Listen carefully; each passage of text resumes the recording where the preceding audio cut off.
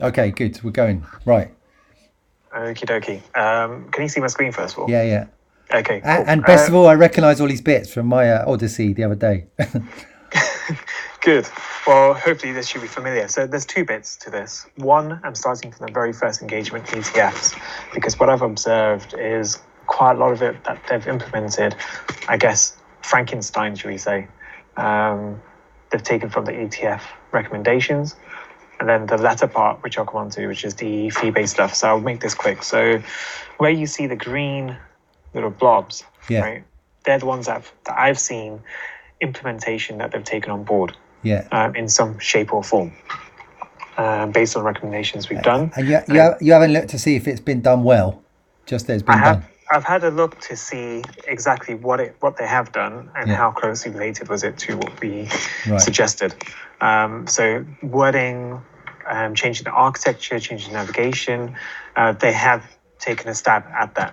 Yeah. However, it's more about, right, can we provide ETFs in the navigation under investments? Great, they've done that. Can they now see if ETFs on the same level as mutual funds? Some sorts, yes. Can they see in one table, which we recommended? No. So they haven't gone that far just yet. So I think what they've done is the very basics of migration. For the ETF stuff, so maybe half of it or 70% of it or something. Yeah. What we suggested. All right, but they might still be working on it potentially. Yeah, they'll be working on this because if you look at the green areas, if you see strategy 0, it's a very early stages, which once they've done that, then they go on to strategies 1, 2, and 3. This is all ETF stuff I'm looking at there, is it? This is all ETF stuff at the moment. Right. Yeah. So anyway, you could send me this file after, right? So I can make sense of this, but just keep going, just for the logic. So the next bit I wanted to show you was a business model canvas, which we worked on for segmentation. So this is now all around fee-based. Yeah. So where you see the sentences in green is what we're suggesting as an opportunity. Yeah. Now, there's two areas, the green blobs again. We've got value proposition, offering tools. And the reason why I've highlighted this is what I've seen so far. Yeah. That they have gone to implement. Go on, so read them out. There was only two. So offer tools, help build portfolios. That's one. Yeah. That's a value proposition. Yeah. Now, customer relationships, which is web presence with articles. So those are the two. And so sorry, there are some articles now, and there were not articles before.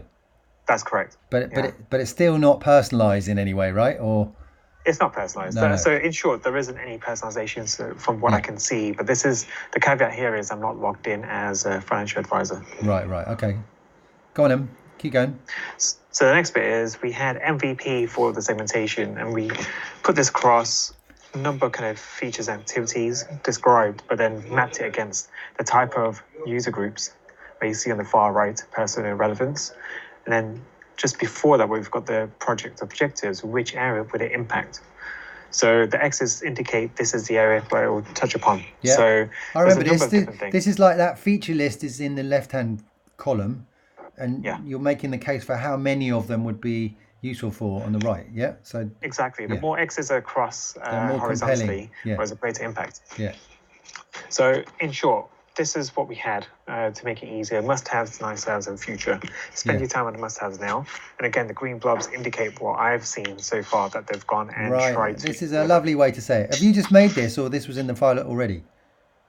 No, this was already in the PDF. I've just literally screenshotted it. Yeah. Okay. Yeah. And so if we look at the roadmap, well, they've done this. When I say done this, architecture again, it starts from that structure. So they've changed the navigation in terms of how we recommended it. And what that meant was introducing tools, introducing ETFs, but then removing certain things like about our firm into the top global navigation. Making way for a few other things.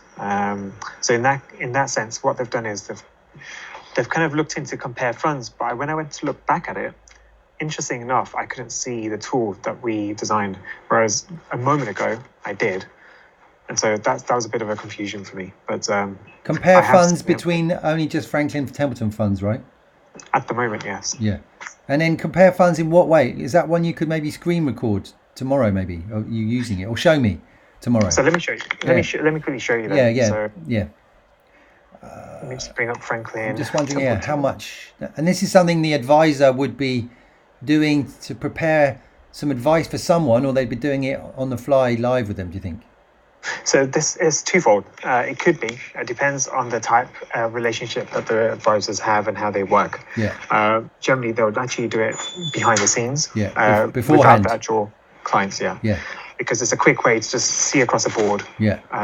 The tools, and they normally use Morningstar as a tool to do this generally, because they don't use Franklin. They use Morningstar because it compares all the funds, including Franklin Templeton funds. Including. Right. So this is the current tool that they already have. Hey, that was a fascinating insight. The guy said they used Morningstar's tool. Did that come up more than once? Yes, it did. Yeah. Right. Yeah. Hence, we've got them in the personas as a go-to. Yeah. So this is just some of the things that they initially showed. So you just select a fund, and as you select, what you have to do here is now you have to look for name and the codes and so forth to add them in.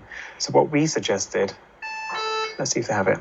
So if I go to ETFs as a investment page, what we did suggest is at the bottom there'll be a bar, and as you select, let's say there's a checkbox on the left hand side, you select one or more, you would have the button say compare funds, and it'll do it for you. Hey, this is it's almost functionality you see in Dropbox or something, isn't it?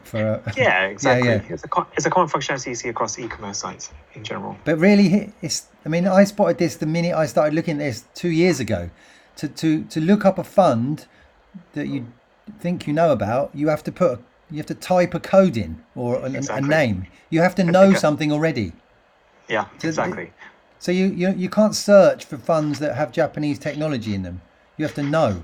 You have to know them. You have to look them up beforehand. It's the world's craziest search behavior, isn't it? It is. You have to bring loads of your own knowledge first.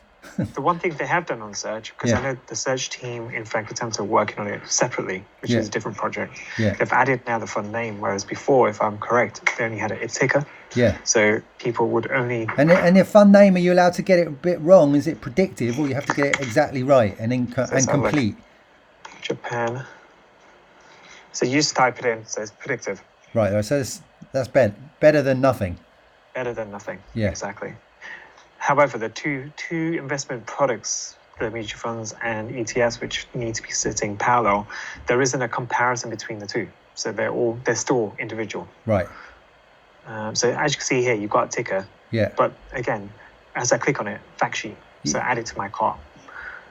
What we suggested was we'll allow them to download the fact sheets as you select in a zip file or multiples. Yeah. So that's something we did in the Wise, which hasn't been implemented. Yeah. But in short, if you look at the top navigation, investments and solutions. Solution is something that we introduced as a wording, but also combining things that are not products, but like a service, should we say. Yeah. And then we've got portfolio services. So that's new that they've introduced them.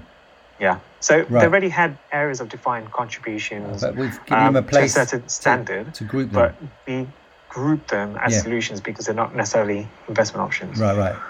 It makes the navigation neater. Exactly. Yeah. It's better categorized in the sense that I can see what's underneath each of the headings. Yeah. So portfolio services is new. Where we've got the analysis, consulting, matrix review, construction. But construction service, it already existed, but didn't have web presence. So the advisors would only call, and then during that call, one of the consultants or whoever would provide that service. It didn't have digital presence. Right, but you're saying that portfolio analysis, sounds promising, but you can't compare one to another. It's very limited. At the moment, yes. Yeah, it's limited to Franklin Templeton funds only from what I see. And look at this. It's taking a lot of explanation to make it useful. It's not intuitive, right? Yeah.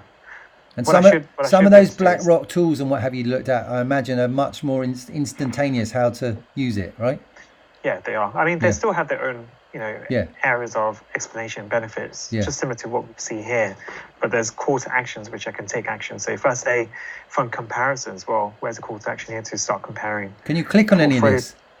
No, there aren't any buttons here. I mean, you're trying to look here to find ways to use it, and look at all these amazing graphics they put in, which are literally useless, aren't they? They're actually getting in the way of you getting to the thing you need. They're distraction to the max. Hoping to almost cover up the fact that there is no call to action to use it.